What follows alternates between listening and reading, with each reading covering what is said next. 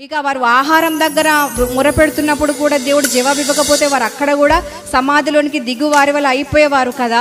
అక్కడ వారు ఆహారం కోసం వారు బాధపడుతున్నారు. ఆహారం లేకపోతే మనిషి బ్రతుకుతాడా? మనుషుడు రొట్టె వలన మాత్రం కాదు కానీ దేవుని నోటి నుండి వచ్చు ప్రతి మాట వలన జీవిస్తారు. అది వాస్తవమే. అలాగని మనం భోజనం చేయకుండా ఉంటే ఏమవుతుందో చూడండి.